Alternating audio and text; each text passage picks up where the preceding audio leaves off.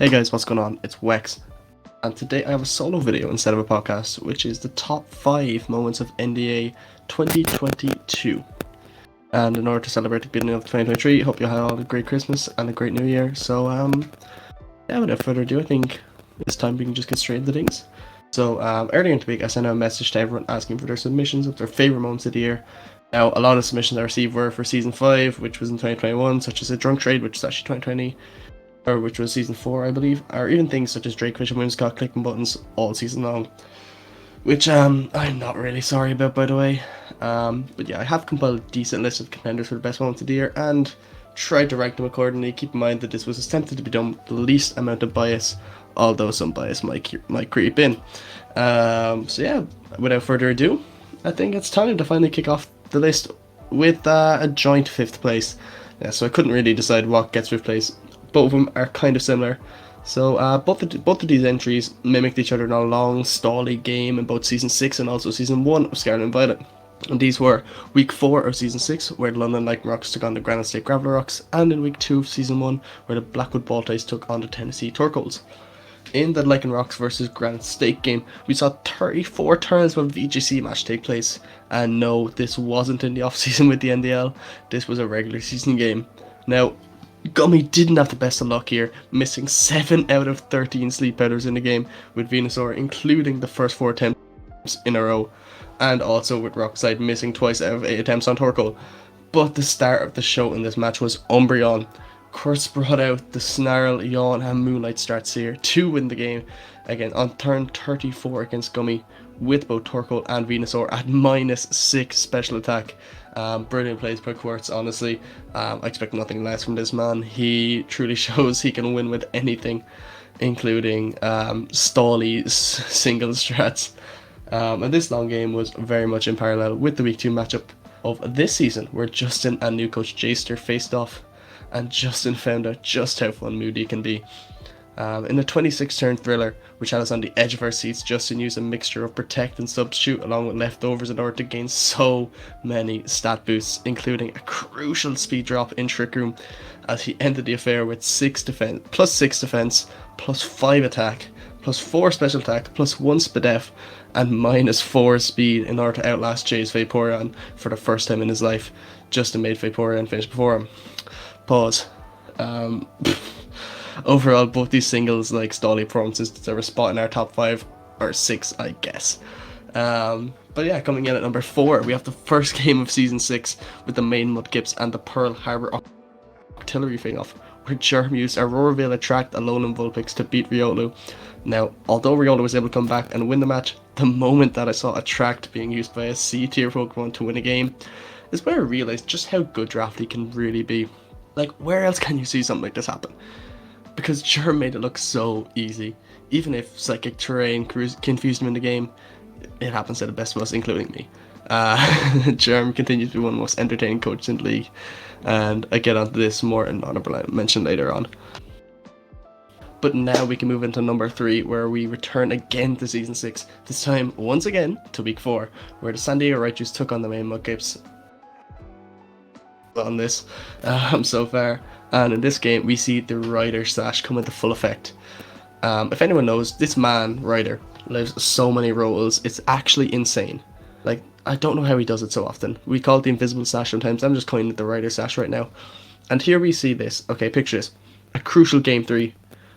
Riolu uses Ice Shard into Weakness Policy, Dynamax Hawlucha to self-proc his Weakness Policy, gain +2 in stats, and he fires off a massive Max Airstream into Gronk the Slurpuff. Just one sniff at all it needs, and it lives on 4%. Such a bulky Slurpuff. Unbelievable stuff from Ryder. And that itself is so impressive. So, Ryder has Slurpuffs, or has leftovers on this Slurpuff, heals it to 9%. But surely, an Ice Shard from Frostlass kills Slurpuff, even with a -1 drop. But no, it lives on 1% again. Ryder has all of the luck clearly in this scenario, so he's clearly going to win it right now. And the Dynamax Dragapult with Max Worm surely kills his Hawlucha from the range, but no, deals 36%, lives on 9%. But luckily for Ryder, the Draining Kiss from Slurpuff kills Hawlucha, which heals Slurpuff once again. And then after this, we see Riolu use Ice Shard again to kill Dragapult, sitting on 25%. but it lives on 4%. You can't make this up 3 times 1 game for Ryder. How does it keep happening? How does this keep happening? You can't make it up. Ryder cleans up the win with Milotic, and many of us were left wondering how he keeps getting away with this. My only explanation after thorough research is that it's the 2-time champ difference. He's just better than us. There's nothing we can do about it. But yeah. Moving on to our number 2 spot. This is going to be a long one. And it comes from this season. And it's the entire match of the Denver Numels versus the Glasgow Gengars. And right, look, I know what you're thinking, right? A whole game as a moment of the year sounds a bit outlandish. But let me tell you this. This is one of my favourite games, my top games of all time in the league. Just because of all the little nuances in the game. It shows both coaches put a high amount of prep into this game. Little stuff went right, little stuff went wrong. Everything was just, it was insane watching it in first person. So straight away in game 1, we can see Drifloon use Psychic Seed against Ndidi, which is great. It can be predicted as an item, but it's really good. I like it. Against Ndidi, lots of people tend to run Psychic Seed, fair enough. But Terra Fairy, Electrode, Terra Blast into a double Dragon Pulse switch because of Zoroark, of course, is fantastic from Phoenix. Fantastic. Great stuff. Like, we're all learning Terra types and all this right now, but that was fantastic. Weakening the Dragon Pulse instantly to 25%, and alongside Ice Wind on the following turn getting the kill. That's fantastic from Phoenix in itself. Phoenix on top already. Now he does get unlucky with a power into his own Monument Discharge. But then the following turn we see Sandaconda Terrasilize into Poison type, and while I was taken aback by it at first, the revelation that was Terra Poison Zoroark makes a lot of sense. Threatening the fairy weakness of Dark and resisting the fighting weakness is phenomenal prep. Great stuff from Phoenix to see, or from your boy to see that.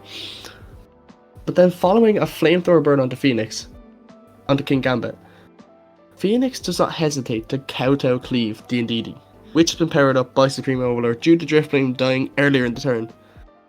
With Electrode's demise being imminent, with Sandaconda in field, Phoenix uses Explosion. Who doesn't love Explosion? In a last-ditch effort to kill the snake, but it can't find the kill, winning the game for your boy. And that's only game 1. Like, huh? Game 1? Okay, game 2 surely can't be as good. So game 2 sees a pretty obvious Sun lead of Lilligant Torkoal, which can be so devastating, as I found out this week. Phoenix, I still hate you for that. When the sun stays up, that is. Well, the sun can stay up most times when you aren't facing your boy, who uses Sucker Punch into his own Sand Spit Sandaconda to set up the sand, which is just outstanding by the Denver coach. Like I myself, I used Prankster Rain Dance, which is so obvious. That is fantastic by your boy. And after a few turns and a few kills, we see Rabska come in. And anyone who's been paying attention this season knows what a curse this mon has become. We thought, okay, maybe Revival Blessing might be a good move, but it has its uses. You might get a kill, or you might get an extra mon back, whatever. You can deal with it surely. But we didn't foresee Revival Blessing Lepaberry allowing 2 revives in a single game for Rabska. So now Phoenix has all the cards stacked against him. So in a last-ditch effort to get Torkoal some kills, Phoenix sets up Trick Room. And then with Instruct Heatwave Torkoal, he finds some. Putting it down to the last one. Baiting the Sucker Punch on the following turn with a Protect from Flamigo. Phoenix kills Dragapult with an Extra Sensory. And lives a Flamigo Brave Bird with Oranguru, which takes itself out with Recoil. Phoenix with 6 kills in a single game. Wow, that's game 2. And finally game 3, with already in my opinion a match of the year contender in the first 2 games. We see a slight error with an Instruct onto Ndidi instead of King Gambit for Phoenix, practically wasting a turn, getting Torkoal dragged out himself with no support with Dragon Tail Dragonpult. With this setting up the sun, it's a perfect storm for your boy, who uses Fire Blast to end King Gambit's reign, which unfortunately was misclicked to not Terrasilize into the water type. So unfortunate there for Phoenix, and in an effort to gain some momentum, Phoenix goes for a sleep powder in the sun with Lilligan, but it's in vain as Ndidi has goggles. Another great item seen in the set. Your boy proves once again why he was 9-1 in the regular season last year.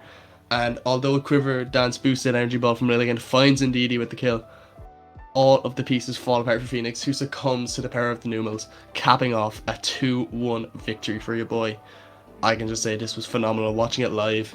There were so many little details in the set that made it wild. It was insane, and because of that, it claims number 2 spot of the year. And before the number 1 spot, I'm just going to rattle off some honorable mentions here. We have, which include Gummy's weakness policy torque goal against Will in week 3, game 2 of season 6. Fantastic. I liked it a lot. We have Spidops getting a kill in week 2 of this season, a true germ special, making Kev very angry. We have Justin winning season 6, becoming the second 2-time champ and winning the final season Sword and Shield. Justin in his first season wins of Sword and Shield, and his last season Sword and Shield wins. You can't write this stuff. And we have Germ upsetting your boy and the undefeated Denver Numels. Like, your boy was undefeated. Germ might have had a win at this stage. I can't remember, honestly. And he comes out and beats your boy, the only person to do it before Will does it in the play-ins next year, or in the playoffs. It's unbelievable stuff from Germ. I'll get into that in a little bit. And finally, the entire week 1 of this season, having a record-breaking 8 game 3s, which has proven how competitive this season is already, and pointing towards the competitiveness nature of the season, which has been really refreshing to see thus far. It's really what we wanted this season to be all about, more competitive with the new formats, 2 divisions, cross-conference games, all of that. And week 1 just proved what we did was a foot in the right direction, or step in the right direction, I should say. But yeah, without further ado, I think we can reveal the number 1 spot. Whew. I know you can't see it, but I'm sitting here Kev jamming right now, hands rubbing together, getting ready to announce it. The top moment of the National Doubles Association in 2022 is Ninjask Nation. That's right. I said that this list wouldn't be biased at all, but I lied. The Ninjask Nation has once again claimed top spot in the NDA. That's right. But in all seriousness, look, it was one of the funnest trends we've ever had in this league. Centered around one Mon, and even Game Freak themselves decided they'd be too overpowered having Scarlet and Violet, as just frankly, Tertian Ninja will be so broken. Germ himself was a great sport about the whole thing, and even agreed that if it was in the game, he would name his team at this season, but Game Freak didn't want the smoke and didn't want to unleash it. Just a little background into it if any guys didn't know. Throughout the back end of the podcast last season, myself, Kevin, Justin became entertained by a TikTok series by BDG, Guessing Ike's Lunch, where 4 guys would attempt to guess what food chain their friend Ike was eating for lunch from each given day and post on TikTok for shits and gigs. This gained a ton of traction online, including one member, Tony, and his love for guessing McDonald's, or Don's, every single day. Before each guest, Tony prepared a speech, and at the end of the segment by proclaiming Don's as his guest even. And he was self-proclaimed the leader of Don's Nation. Now, in one podcast, I decided it'd be a good idea to predict Germ to win a game with Ninja specifically, so I made a little speech and predicted Ninjask Nation to win. I'm going Ninjask 2-0 easy. And this was after Germ upset the league with beating the undefeated boy while not having won himself. So this got a lot of attention from everyone in the server, and even won Storyline of the Year in our awards last season. But yeah, overall it was a blast of everyone in the server. It was a blast having a server, and made our predictions a lot more enjoyable towards the end of the season. As once again, spoiler, I was running away with the prediction style once again. Justin and Kev really need to step themselves up predictions, because there's a reason we're not doing this, because I just run away with it every year. I think I've won every single prediction year, but that aside, that pretty much wraps up this video. Not sure how long this video really is at the time of writing or speaking. I say writing because I actually prepared a script for this. I know, I'm so prepared. I'm a professional YouTuber now.